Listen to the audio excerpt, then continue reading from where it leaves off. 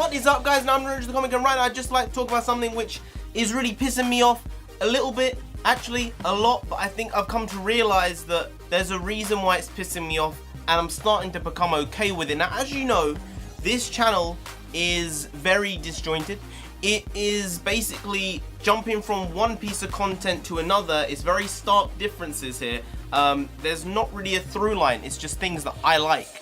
If you like that, great. If you don't, fuck off. I guess in a way, to put it more eloquently, it's sort of like a bento box, you know? You never know what you're gonna get. You never know what surprises could come up. And this one is about the World Cup. So what I'm gonna be talking about right now is Raheem Sterling at the World Cup. Now, some people will be pissed at me. Some people will probably get very angry at me. But I honestly don't understand what he is doing on the pitch.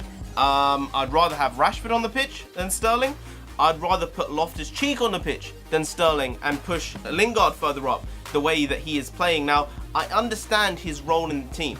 I understand his role is to pull people out wide, pull defenders deep, so that other players have the space to run and score goals, essentially. That is sort of the job which he's been deemed to be playing. My problem is, if he'd been playing that role and he'd scored maybe 2 of the 4 or 5 chances, one of them being a literal open goal that he has had so far in the tournament, people wouldn't be talking about Sterling having a shit World Cup. They would have been like, man's been playing really well, team player.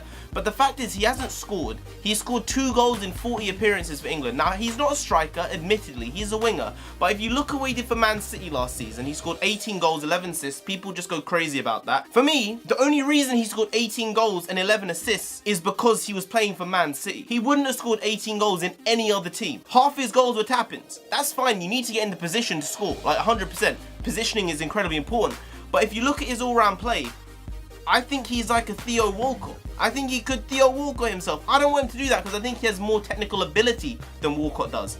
But I don't want him to just stagnate, which I think he has. Even though he scored more goals than he has ever before in a Premier League season, it just feels like his play is very bland. A really basic question is, would you pull him out of that team and put him in any other top team in the Premier League? And I wouldn't put him in the Spurs team. I wouldn't put him in the Liverpool team. I wouldn't put him back in the Liverpool team. I wouldn't do that. I wouldn't put him in the, maybe, yeah, he'd go in the Arsenal team. He'd go in the Arsenal team. Arsenal need as much help as they can get, I guess. But he wouldn't go in many other teams. I don't think he'd get into the Man United team. That's just the truth. Chelsea, they have Willian on that side. They have him on the other. I don't think he'd get into the Chelsea team either. I think that he's a good player, but he just needs to improve his game slightly. Just slightly. Because he needs to score more goals from outside of 5 yards of the goal. It's important he does that. Just to prove other people wrong, because I think I've come around from me thinking he's had a shit World Cup. I think he has done a job for the team which has potentially sacrificed his own performance slightly. And I appreciate that now in retrospect. I still do think he should have scored a couple of goals. He had one sitter, a couple of very good chances. He had a couple of chances in the Sweden game to pass to Kane or to pass to Lingard, and he just didn't do it, and he went for goal himself. I understand you're a player who's had good form through the year, but Harry Kane is to your left and you're just not passing to him to an open goal. Like, just give him the ball. Just give him the ball, please. Just learn from it. We're playing a very good Croatia side. There are a lot of people dark horses for the World Cup to actually win it. I see why. They have half a dozen very good players, technically very gifted players. I think it's the biggest challenge England have had. We played Belgium, but we basically played our second team and they basically played part of their second team.